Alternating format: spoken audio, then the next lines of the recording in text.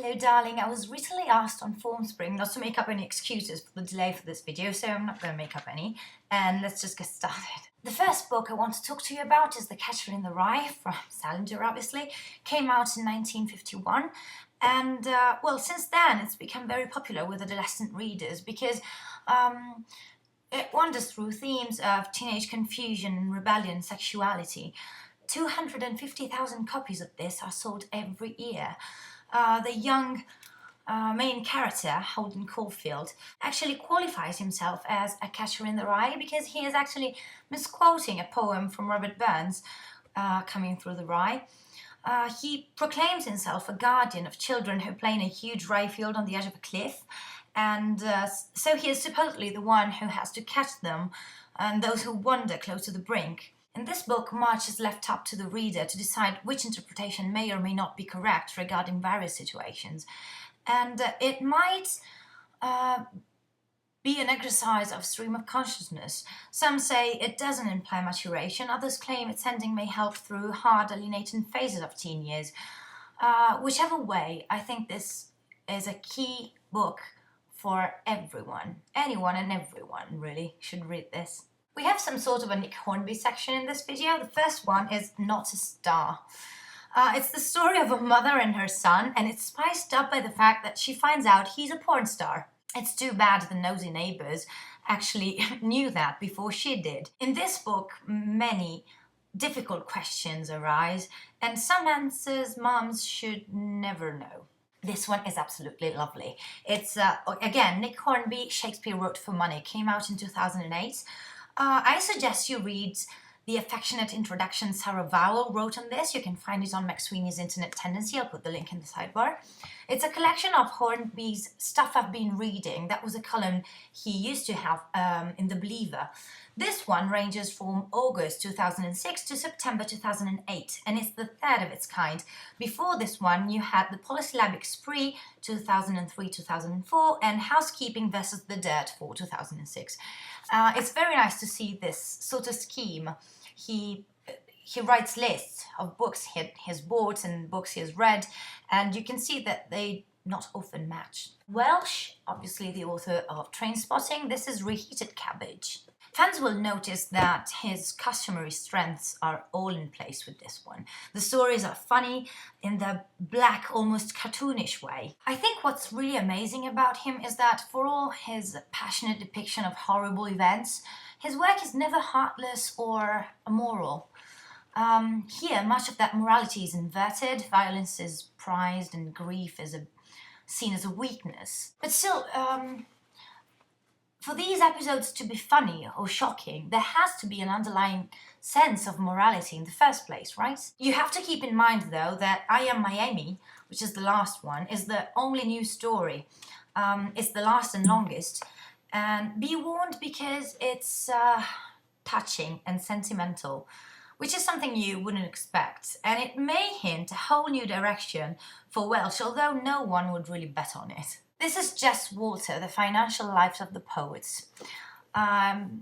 He is also the author of The Zero, which is about 9/11, and it's beautiful. Now this gives a nice closure to the Nick Hornby section, because there's a comment from him here. Well, anyway, 2 years before the novel's beginning, Matt, the main character, made a bad call. And then another one, and a few other ill-advised maneuvers. As a result, the Pryor family has ended up badly in debt. It captures fiscal panic and frustration, lacing elements of tragedy with a sitcom sensibility, and it actually works. I really like this one. It's an easy reading, but it deals with very serious arguments and themes, so it's a nice mashup. David Sedaris. This is Squirrel Seeks Chipmunk. It's a brilliant book about not very nice things and cute fuzzy animals. It's definitely not for children. It may make you despise humanity and yourself at times. Definitely not my favorite from him. I don't really know how to read the name of this author. Arto Paasilinna. Here's from Finland. This is The Best Village in the World. It's full of whimsical characters and a bizarre team of strange people, all round up in unusual experiences. It's a preposterous community that tries to deal with past and future and vanity, ideologists, consumerism. Sometimes you can see through their eyes that maybe our society right now, it's just Machado about nothing. James Graham Ballard, this is Cocaine Nights. Charles Prentice ventures to Estrella de Mar to rescue his jailed brother. His name is Frank.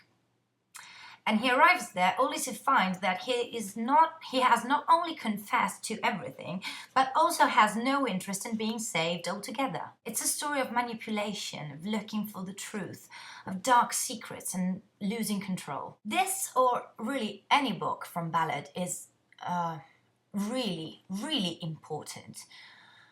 Only so that you can get what Ballardian is. Because it's a literary distinctiveness of his work. It's about dystopian modernity, bleak man-made landscapes, psychology effects of technological and social or environmental development. It's all about, again, dystopia. Dystopia is about imaginary places where everything is as bad as it can be. It's sort of an evolution of the Greenland from Graham Greene. Talking about new classics, this is John Fante, Ask the Dust. It came out in 1939. Well, John Fante used to have an alter ego, just like Charles Bukowski. The name of his is Bandini. And the use he does of Bandini can be compared to Charles Bukowski, Eric Chinaski. Bukowski himself, by the way, cites this book as a significant influence on his own writing. Again, it's modern dystopia during Great Depression era. This is the third of 4 books, which are normally called the Bandini Quartets. The first one was Wait Until Spring Bandini of 1938, The Road to Los Angeles, which was technically the first novel, but it wasn't published until 1985, Ask the Dust, and then Dreams from Bunker Hill. It's set in California, again, Great Depression. I think it's the best one out of the whole series, the 4 books with Bandini, the whole bunch. I have to say this, I bought it because of the cover and the editing inside. It's Douglas Coupland, Microserfs.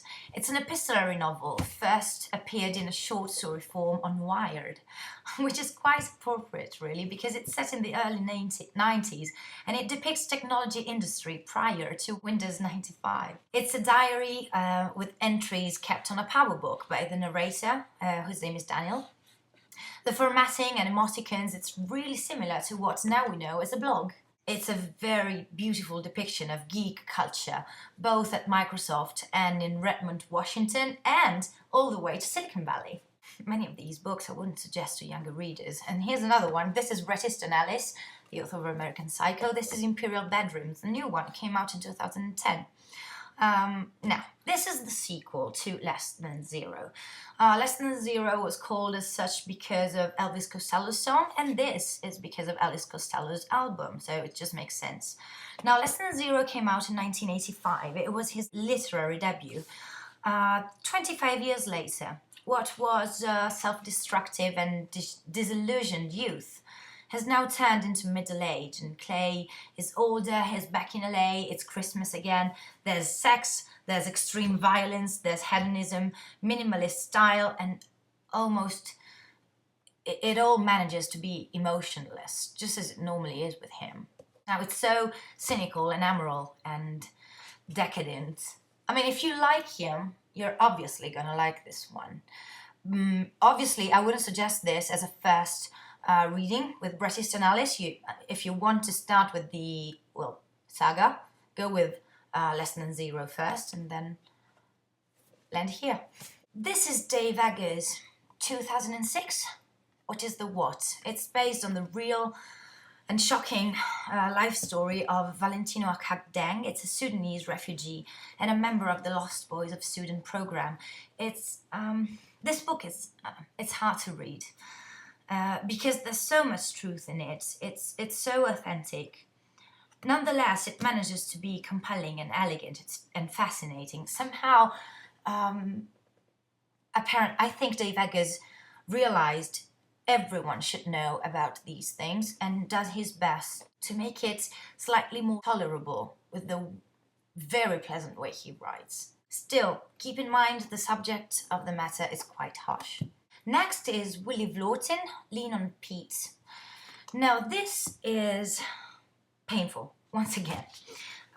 It's all told from the perspective of a 15-year-old Charlie Thompson.